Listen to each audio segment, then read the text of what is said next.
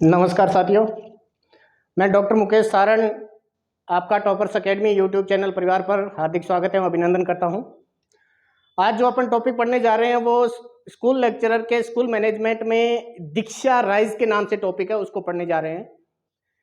दीक्षा और दीक्षा राइज को लेके बहुत सारा कन्फ्यूजन भी है। बहुत सारी जगह बच्चे भी ये पूछ रहे हैं कि सर ये दीक्षा पोर्टल ही है या दीक्षा राइज है, दीक्षा अलग है या राइज अलग है। तो इन सभी प्रश्नों को लेते हुए आज हम इस पे विस्तृत चर्चा करेंगे। तो सबसे पहले बात करते हैं दीक्षा पोर्टल की।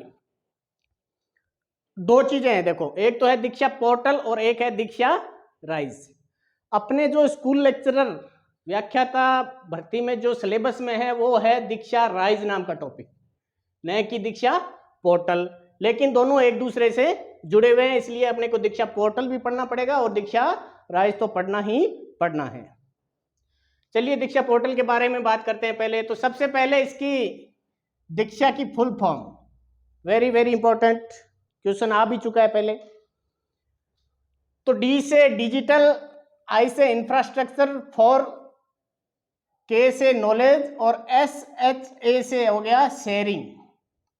मतलब एक ऐसा प्लेटफॉर्म, एक ऐसा मंच जिसके माध्यम से अपने नॉलेज को क्या करते हैं, डिजिटल प्लेटफॉर्म के माध्यम से शेयर करते हैं, एक दूसरे के साथ उसको शेयर करते हैं, बांटते हैं। अब ये जो डिजिटल पोर्टल है इसको किसके माध्यम से बनाया गया है, ये किसके माध्यम से संचालित किया जा रहा है? तो ये एनसीईआरटी प्लस एमएचआरडी जो भारत सरकार का उपक्रम है, इन दोनों ने मिलकर ये दीक्षा पोर्टल है वो शुरू किया है। शुभारंभ कब किया गया, बहुत इंपॉर्टेंट है, 5 सितंबर 2017 को। तारीख महत्वपूर्ण है। किसने इसका शुभारंभ किसने किया था? तो उस समय उपराष्ट्रपति थे वेंकैया नायडू, जिन्होंने दीक्षा पोर्टल का शुभारंभ किया था। ये दीक्षा पोर्टल है वो वन नेशन वन प्लेटफॉर्म के आधार पर विकसित है। वन नेशन वन प्लेटफॉर्म का मतलब हो गया भी दीक्षा पोर्टल के माध्यम से जो भी आपको ई कंटेंट उपलब्ध करवाया जा रहा है, जो ई सामग्री उपलब्ध करवाई जा रही है, ई लर्निंग के जो कंटेंट उपलब्ध करवाए जा रहे हैं, वो पूरे भारतवर्ष में एक समान ही है। इसलिए ये जो दीक्षा पोर्टल है ये वन नेशन वन प्लेटफॉर्म के आधार पर विकसित किया गया। पूरे भारत का मतलब हो गया सभी राज्यों और यूनियन टेरिटरीज या जितने भी केंद्र शासित प्रदेश है, सब में ये दीक्षा पोर्टल लागू होता है और इसके माध्यम से सभी राज्यों में ई लर्निंग का जो कंटेंट है वो उपलब्ध करवाया जा रहा है। अब इसमें किस किस की सामग्री उपलब्ध करवाई जा रही है, कौन कौन से बोर्ड की सामग्री उपलब्ध करवाई जा रही है? तो एक तो एनसीईआरटी का तो इसमें है ही, एनसीईआरटी, सीबीएसई, एनआईओएस और राज्यों की पाठ्य सामग्री। राज्यों की पाठ्य सामग्री का मतलब हो गया जैसे राजस्थान का अगर क्वेश्चन कल को पूछ ही ले वो, तो निम्नलिखित में से दीक्षा पोर्टल के माध्यम से किसकी सामग्री उपलब्ध करवाई जाती है? तो मान लो एक नाम दे दिया एनसीईआरटी, एक सीबीएसई दे दिया और एक आरएससीईआरटी दे दिया और चौथा कोई और ही नाम दे दिया। तो राज्यों की पाठ्य सामग्री है उसमें सभी राज्य आ गए। तो राजस्थान का कौन सा इसके अंदर आ गया? आरएससीईआरटी जो विभाग है ये इसके अंदर है, आ गया, जो अपनी पाठ्य सामग्री है, पाठ्यचर्या है वो तैयार करता है राजस्थान सरकार की। तो इसके दीक्षा पोर्टल में एनसीईआरटी की पाठ्य सामग्री, सीबीएसई की पाठ्य सामग्री, एनआईओएस की पाठ्य सामग्री और आरएससीईआरटी की पाठ्य सामग्री उपलब्ध करवाई जाती है। अब इस पोर्टल से किस किस को लाभ मिलता है? तो ये पोर्टल ओपन सोर्स का पोर्टल है, मतलब इसमें कोई भी जाके लॉगिन कर सकता है। ऐसा नहीं है कि पर्टिकुलर कोई व्यक्ति होगा वही जाके वही उसको देख पाएगा, या शिक्षक ही देख पाएगा, विद्यार्थी ही देख पाएगा, या संस्था प्रधान ही देख पाएगा, ऐसा कुछ नहीं है।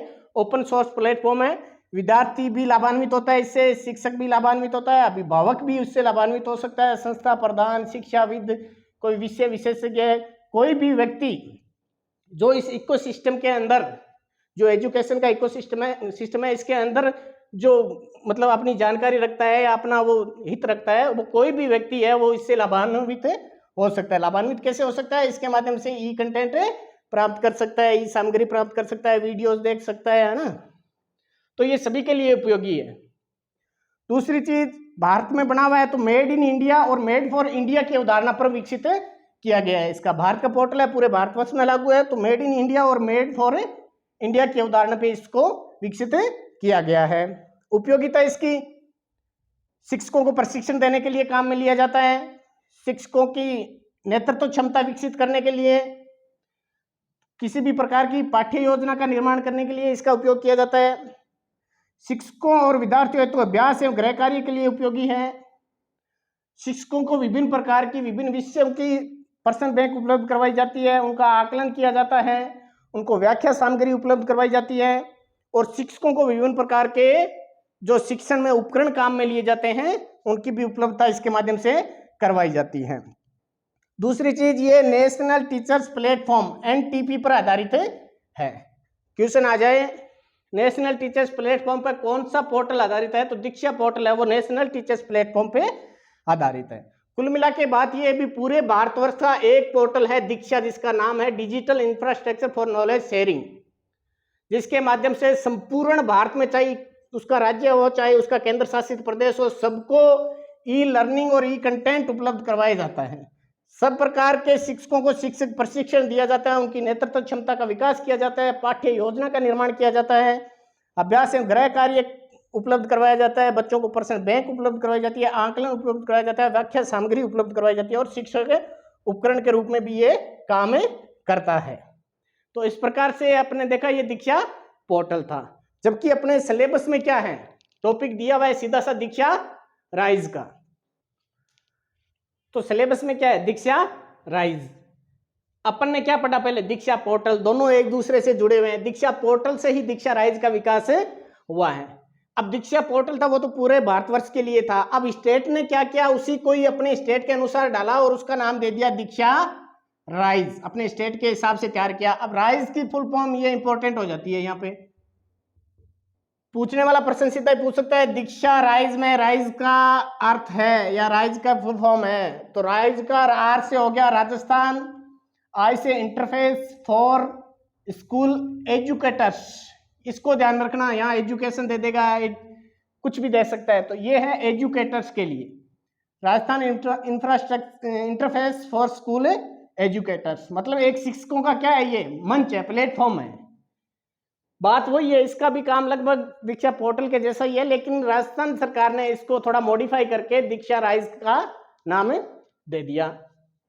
ये तो किसके द्वारा विकसित किया जा रहा था, किसके द्वारा तैयार किया गया था, एनसीईआरटी और एमएचआरडी के द्वारा, जबकि इसका विकास है वो शिक्षा विभाग राजस्थान और NCTE national council of teachers education के द्वारा इसको तैयार किया गया। इस फर्क का ध्यान रख लेना। ये तो था एनसीईआरटी प्लस एमएचआरडी, जबकि दीक्षा राइज है वो शिक्षा विभाग राजस्थान प्लस एनसीटीई, और इसका विकास है वो किसके द्वारा किया जा रहा है, मतलब इसको संचालित किसके द्वारा किया जा रहा है, आरएससीईआरटी उदयपुर के द्वारा इसको संचालित किया जा रहा है। प्रश्न सीधा बन जाएगा, दीक्षा राइज का संचालन वर्तमान में किसके द्वारा किया जा रहा है, आरएससीईआरटी उदयपुर के द्वारा। आदर्श वाक्य इसका, हमारे शिक्षक हमारे नायक।